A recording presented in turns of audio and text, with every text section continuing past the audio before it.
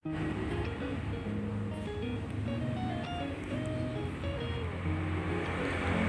assalamualaikum warahmatullahi wabarakatuh. Selamat pagi anak-anak SDN Temas 2. Hari ini kita akan memulai pembelajaran kita, yaitu pembelajaran tematik. Kita lanjutkan pembelajaran kita, yaitu pada tema 7 ke subtema 2 ya. Jadi anak-anak tolong dibuka buku cetaknya ya. Di sini kita akan belajar mengenai peristiwa kebangsaan masa seputar proklamasi pembelajaran 1 ya. Untuk itu sebelum memulai pembelajaran, anak-anak jangan lupa berdoa agar kita diberikan kesehatan oleh Allah SWT dan pembelajarannya lancar.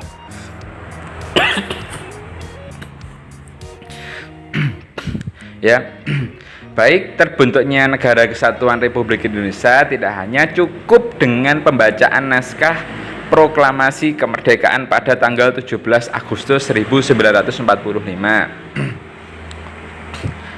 Namun, terbentuknya Negara Kesatuan Republik Indonesia melalui berbagai tahapan dan peristiwa. Di antaranya, tahapan dan peristiwa memperkukuh terbentuknya Negara Kesatuan Republik Indonesia.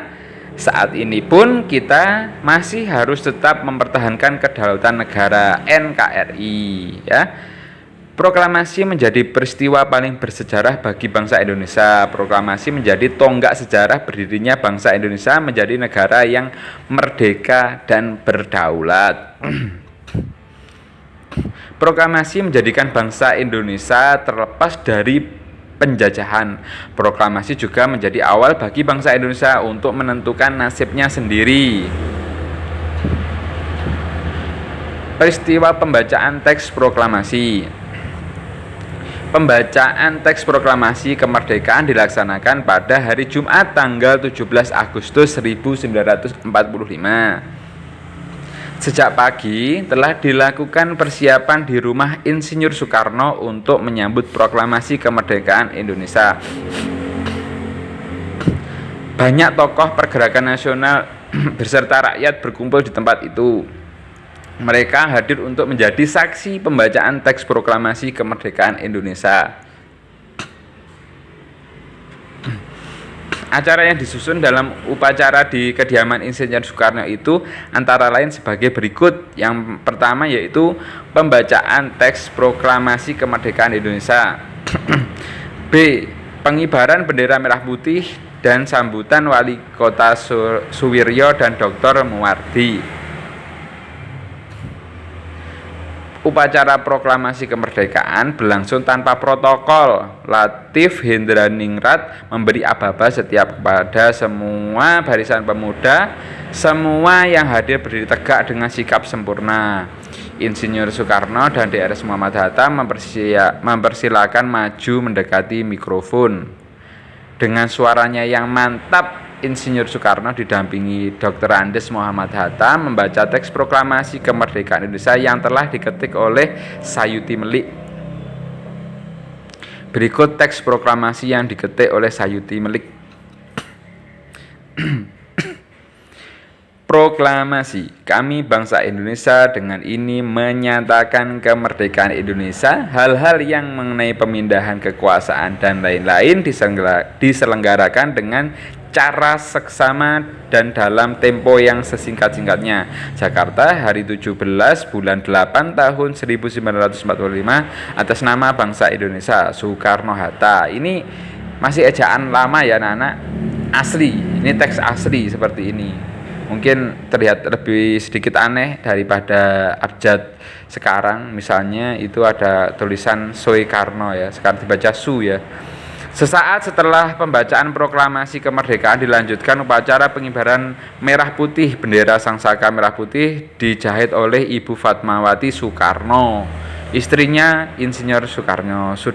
Suhud mengambil bendera dari atas baki nampan yang telah disediakan dan pengibarannya dengan bantuan Sudanco. Kemudian sang merah putih mulai dinaikkan dan yang datang bersama-sama menyaksikan lagu menyanyikan lagu Indonesia Raya. Bendera dinaikkan perlahan-lahan dibarengi dengan syair lagu Indonesia Raya. Baik, tugasnya bisa dilihat di buku cetak ya. Buatlah ulasan mengenai isi bacaan ya. Ini pada halaman 83 ya. Ayo menulis. Nah, di situ bisa anak-anak kerjakan nanti dengan soalnya ya. Ditulis soalnya, dikirim ke WA Pak Fandi. Jangan lupa di foto dengan jelas ya, biar penelitian proses pemasukan nilai bisa berjalan dengan baik ya. Nanti Pak Fandi share kunci jawabannya setelah anak-anak mengerjakan soal ini ya. Kalau bingung tanya lewat WA. Baik, kita tahu bahwa teks proklamasi dibacakan pada pukul 10. Bagaimana kira cuaca dan suhu udara pada saat itu ya? Jam 10 itu gimana ya? Mungkin panas atau dingin, apalagi di Jakarta. Tentunya berbeda dengan kota kita, Kota Batu ya. Apa yang kamu rasakan saat ini pada pukul yang sama, yaitu pukul 10? Tentunya kalau dengan pagi hari beda ya. Bagaimana suhu udara saat itu, panas atau dingin?